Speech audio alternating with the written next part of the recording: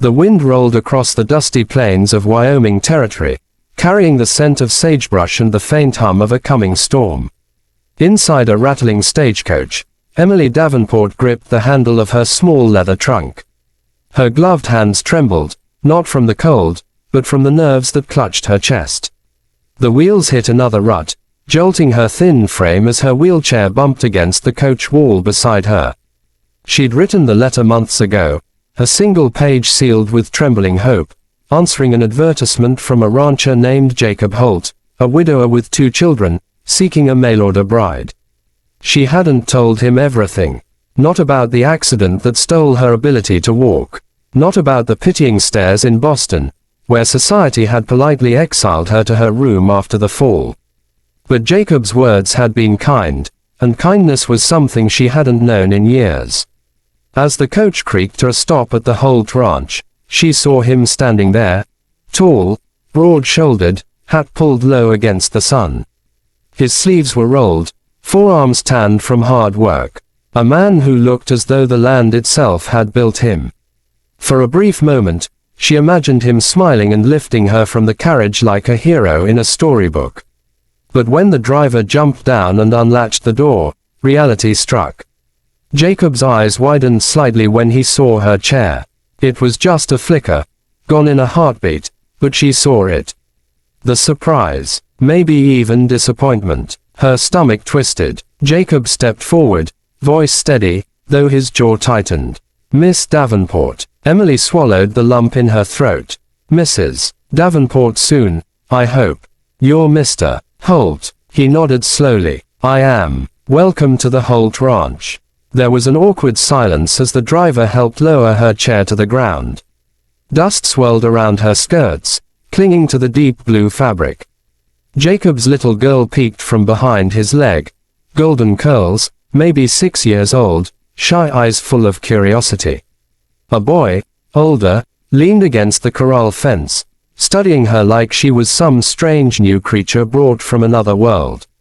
Jacob cleared his throat. "It's a bit of a ride up to the house. I'll fetch the wagon." Emily nodded, forcing a small smile. "I can manage." He hesitated, then gave a curt nod and strode away, boots crunching in the gravel. The silence left behind was heavy, filled only by the rustling of prairie grass and the distant call of a hawk. Emily sat tall in her chair, though her heart sank. This wasn't how she'd imagined her arrival. When he returned, he lifted her chair gently into the wagon, his strength effortless yet cautious. He didn't look her in the eyes, not once during the ride up the long dirt road toward the house perched on the hill. The ranch stretched wide, fences, cattle, windmills creaking in rhythm with the sighing wind.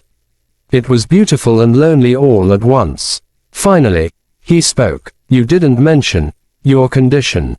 Her fingers tightened around her shawl. "I thought if I did, you wouldn't answer." He looked at her then, just briefly, with something unreadable in his eyes. "I would have answered," he said softly. Then after a moment, added, "but maybe differently." The words cut deeper than she expected. She turned her gaze toward the distant mountains to hide the sting in her eyes. Inside the house, the scent of bread and smoke filled the air. It was modest but warm. Wooden floors, a large stone hearth, a few wildflowers in a jar on the table. "You'll have your own room," Jacob said. "You can settle in for now." She nodded, unsure if "for now" meant until he sent her away. That night, as she unpacked her small trunk, she found his letters, tied with ribbon. She remembered the one where he wrote, "I don't care about looks or fortune, only honesty and a heart that knows how to stay." Tears stung her eyes. Would he still mean it now that he's seen the truth? Outside, thunder rolled. She heard boots on the porch, heavy, deliberate. The door creaked. Jacob stood there, hat in hand, eyes softer than before. "There's supper if you're hungry," he said quietly. "I'd like that." He gave a faint nod, then added, "My little girl, Clara, she wants to show you her kitten. Don't be surprised if she asks questions. She's curious." Emily smiled for the first time since arriving. "I'd rather questions than silence." Jacob almost smiled, too, almost. The next morning dawned gold and pale over the Holt ranch. The air carried the scent of rain-soaked earth, and the prairie shimmered as though the storm had polished every blade of grass. Emily awoke to the gentle clatter of dishes in the kitchen. For a moment, she almost forgot where she was, until she saw the wooden beams above her head and heard the faint laughter of children beyond the doorway. When she wheeled herself toward the sound, she found little Clara perched on a stool, chattering away as Jacob flipped flapjacks on an iron skillet. The scene stopped Emily cold. The man who'd barely spoken last night now smiled faintly at his daughter, the light from the stove warming the edges of his face. Clara noticed Emily first and beamed. "Good mornin', Miss Emily. Pa made breakfast." Emily smiled. "Good morning, Clara." Jacob glanced over his shoulder. "You're up early. Hope you slept well." "I did," she lied. Sleep had been shallow, her mind restless with doubt. He set a plate before her, careful not to make her feel helpless. "Here," he said simply. "I figured you might be hungry." "Thank you," she murmured. The morning passed quietly, the children heading out to tend chickens while Jacob loaded a wagon with supplies. Emily wheeled to the porch, watching him secure ropes and barrels with the precision of a man used to working alone. Every motion spoke of discipline, but also loneliness. Finally, she spoke. "You didn't have to let me stay." He paused, leaning on the wagon rail. "Would you rather I hadn't?" She shook her head. "I just don't want to be a burden." He looked at her fully then, not with pity, but something steadier. "My late wife, Mary, was sick for years before she passed.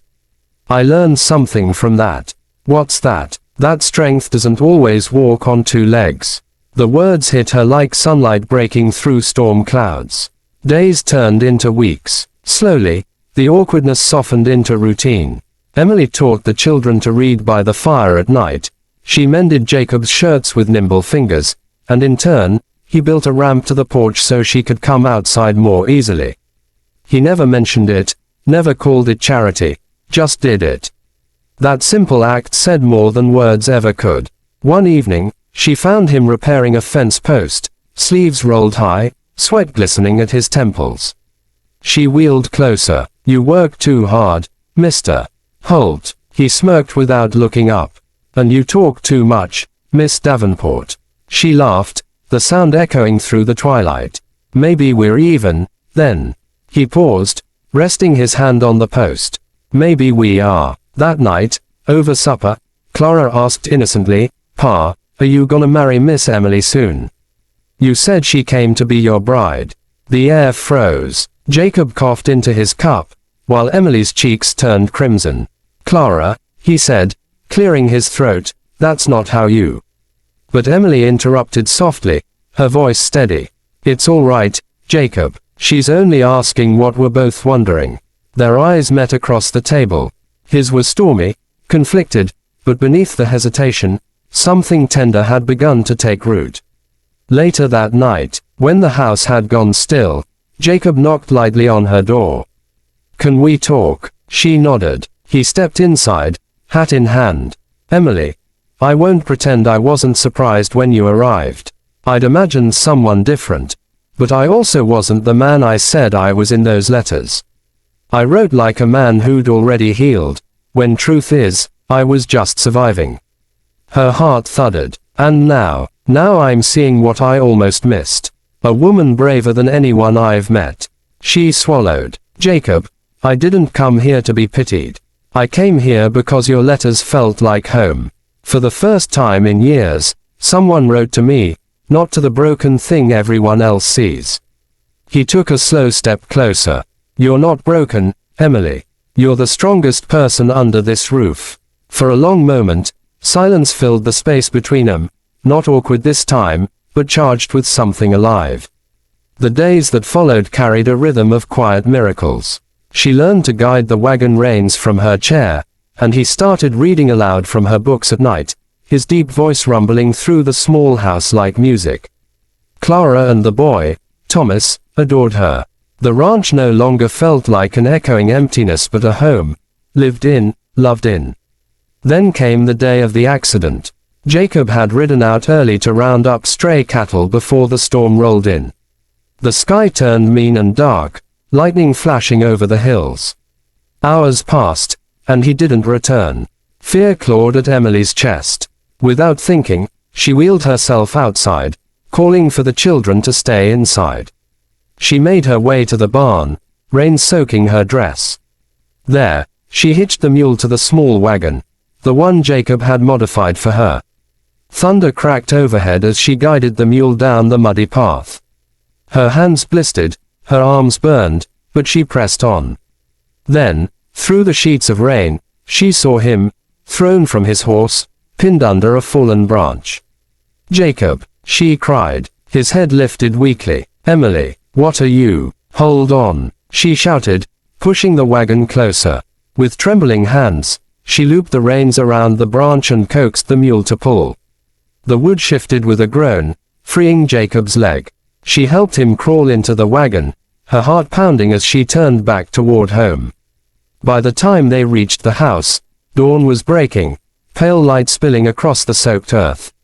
She and the children dragged him inside, bandaging his leg and wrapping him in blankets. He was shaken but alive. When his breathing steadied, he looked at her, truly looked, as if seeing her for the first time. "You saved my life," he whispered. She smiled faintly. "You built me a ramp. I suppose we're even now." He chuckled weakly, then his expression softened. "Emily, I was a fool to think you needed my help. Turns out, I needed yours all along." Her eyes shimmered with tears.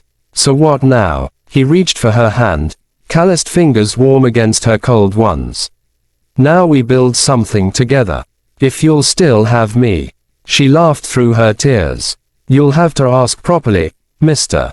Holt." He leaned closer, his voice barely above a whisper. "Then, Miss Davenport, would you make this ranch, and my heart, your home?" Her answer came with a trembling smile.